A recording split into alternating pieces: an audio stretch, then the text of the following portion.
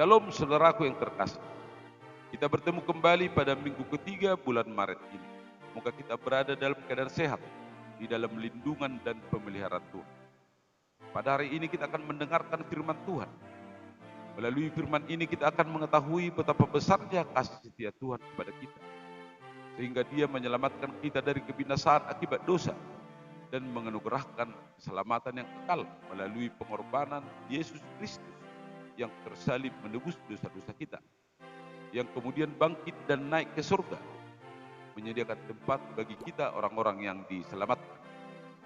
Marilah kita awali pembacaan firman ini dengan berdoa. Bapa kami yang bertahta di surga, terpujilah namamu atas seluruh berkat yang Kau limpahkan kepada kami. Pada hari ini kami akan mendengarkan firman-Mu. Kiranya melalui firman ini kami akan semakin mengerti akan kasih setia-Mu kepada kami. Semoga firman-Mu ini menguasai hidup kami, dan Roh Kuduslah yang membimbing supaya kami memahami apa yang Engkau inginkan dari hidup kami. Inilah doa permohonan kami, sempurnakanlah ini ya Allah, yang kami alaskan hanya di dalam nama Yesus Kristus Tuhan kami. Amin.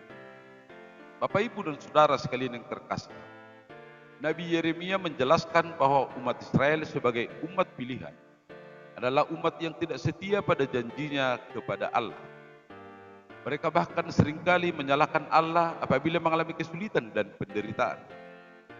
Berkali-kali mereka berpaling dari Allah dan menyembah dewa Baal serta dewa-dewa lainnya. Ketika Allah memberikan hukuman atas ketidaksetiaan itu, biasanya mereka meratap memohon pengampunan dan berjanji kembali setia kepada Allah. Dan hal itu selalu terjadi berulang kali. Sangat kontras dengan Allah yang begitu setia kepada umat pilihannya itu. Allah membuktikan kesetiaan pada janjinya sejak pembebasan dari perbudakan di Mesir, pemeliharaan Tuhan dalam pengembaraan di padang gurun, pemenuhan janji dengan masuknya mereka ke tanah perjanjian, dan bebasnya mereka dari pembuangan Babel. Melalui nats pembacaan kita hari ini, Nabi Yeremia memberitakan bahwa setelah umat itu gagal melaksanakan perjanjiannya dengan Allah, maka Allah akan memperbaharui perjanjian itu.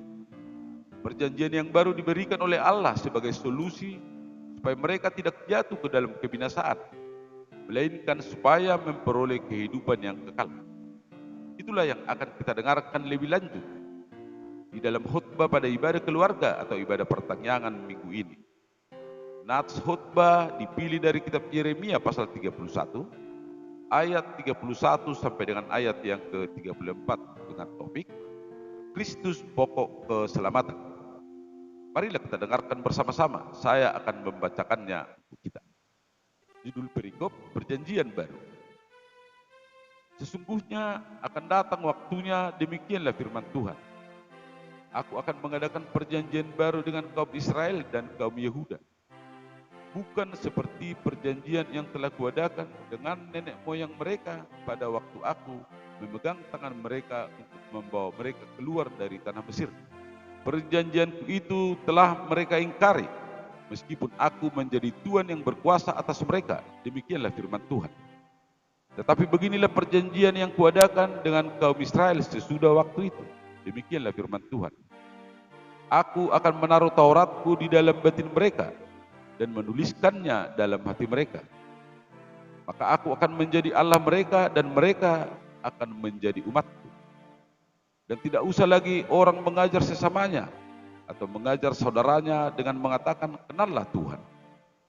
Sebab mereka semua, besar dan kecil, akan mengenal aku. Demikianlah firman Tuhan. Sebab aku akan mengampuni kesalahan mereka dan tidak lagi mengingat dosa mereka. Demikian firman Tuhan. Bapak, Ibu, dan Saudara sekalian yang terkasih, Beberapa pokok penting dari nats ini adalah sebagai berikut. Yang pertama, Allah memilih umat Israel menjadi umat pilihannya. Konsekuensi dari pilihan itu adalah bahwa umat Israel terikat dengan hukum dan janji kepada Allah. Faktanya, sejak perjalanan umat Israel keluar dari perbudakan Mesir sampai dengan menetapnya mereka di tanah perjanjian turun-temurun, pelanggaran terhadap janji terus saja berlangsung. Di sisi lain, Allah tetap setia pada janjinya. Dan di dalam kasih setianya itulah Allah memperbaharui perjanjiannya dengan tujuan supaya mereka tidak binasa, melainkan supaya mereka memperoleh kehidupan yang kekal. Pokok penting yang kedua, perjanjian yang baru itu adalah perjanjian yang didorong oleh rasa belas kasihan dan atas inisiatif Allah. Perjanjian yang baru itu bukan untuk menyediakan hukum sebelumnya, tetapi justru untuk menyempurnakannya. Kalau dulu kepada mereka diberikan hukum Taurat di dalam 2 loh batu melalui Musa, maka perjanjian yang baru itu dilakukan Allah dengan menaruh Taurat ke dalam batin dan menuliskan di dalam hati mereka. Sehingga perjanjian itu menjadi kokoh tertanam dan menjadi bagian dari kehidupan mereka. Dan tidak akan menjadi kabur atau hilang dari ingatan mereka. Dengan kata lain, Allah menanamkan di hati mereka satu sikap yang tunduk untuk melaksanakan hukum Allah. Pokok penting yang ketiga, dengan perjanjian yang baru itu, Allah kembali mengukuhkan hubungan dengan umat pilihannya, sebagaimana tertulis di ayat 33, yaitu, maka aku akan menjadi Allah mereka, dan mereka akan menjadi umatku. Demikian firman Tuhan. Syarat supaya hubungan itu tetap terpelihara adalah, mereka harus tetap setia berada dalam perjanjian yang baru itu. Itulah ukuran satu-satunya yang menjadi jaminan bahwa mereka adalah kepunyaan Allah. Dan pokok penting yang keempat, bahwa perjanjian baru itu adalah Mesias yang akan diutus oleh Allah. Di dalam diri Yesuslah Allah menggenapi seluruh janji setianya dengan menganugerahkan kepada mereka kelepasan dari kebinasaan yang kekal akibat dosa. Mereka tidak akan sanggup melaksanakan hukum Allah. Dan oleh karena itu di dalam Yesuslah hukum itu disempurnakan. Yesuslah yang menjadi pendamaian mereka kepada Allah. Bapak, Ibu, dan Saudara sekalian yang terkasih, kita orang-orang percaya yang mengikut Yesus adalah umat pilihan Allah. Melalui firman ini kita diajak untuk menyambut kasih setia Allah melalui perjanjian yang diperbaharuinya. Maka marilah dengan penuh kesetiaan untuk melakukan hal-hal yang berikut ini. Yang pertama, tunduklah kepada janji setia Allah. Sebagaimana umat Israel di kitab perjanjian lama yang gagal melaksanakan janji yang diberikan Allah, kita juga sering gagal memegang dan melaksanakan janji setia kita kepada Allah. Hal inilah yang membuat kita semakin menjauh dan terasing dari Allah. Melalui firman ini kita kembali diingatkan untuk tunduk kepada janji kita.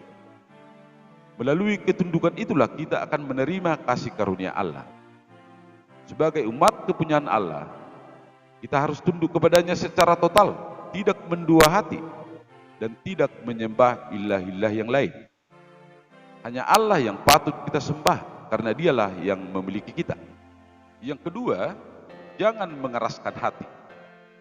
Dengan bimbingan dan pimpinan Roh Kudus, berilah hati dan pikiran menjadi tempat penulisan hukum Allah. Hukum Allah akan tertulis di dalam hati dan pikiran kita, dengan cara mendengar firman Tuhan, belajar firman dan melakukan firman.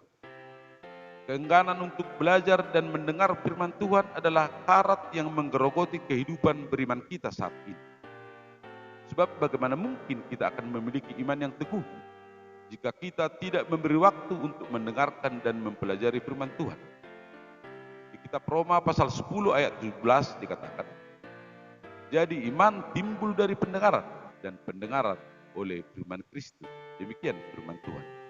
Dan yang ketiga, Allah menggenapi janji setianya di dalam Yesus Kristus. Janji yang diberikan oleh Allah adalah janji keselamatan. Melalui keselamatan itulah Allah menunjukkan kasih-Nya kepada kita. Yesus memenuhi janji itu melalui pengorbanannya di kayu salib untuk menebus dosa-dosa kita. Itulah anugerah yang tiada taranya, bukti sempurna dari kasih setia Allah. Bapak, Ibu, dan Saudara sekalian yang terkasih dalam nama Yesus Kristus. Topik pada Minggu Judika ini adalah Kristus pokok keselamatan. Kita memperoleh keselamatan bukan karena kemampuan kita dalam melaksanakan janji dan hukum Allah, tetapi semata-mata karena kasih karunia Allah yang dianugerahkan kepada kita. Yesuslah pokok keselamatan kita. Ibarat pohon, kita adalah ranting yang hidup dan dihidupi oleh pokok tanaman itu. Supaya kita tetap hidup, maka kita tidak boleh tercabut atau terpisah dari Yesus. Kalau kita terpisah, maka hidup kita akan layu, kemudian kering, dan akhirnya mati. Selamat melaksanakan ibadah keluarga atau ibadah pertanian. Kiranya Tuhan memberkati kita. Amin.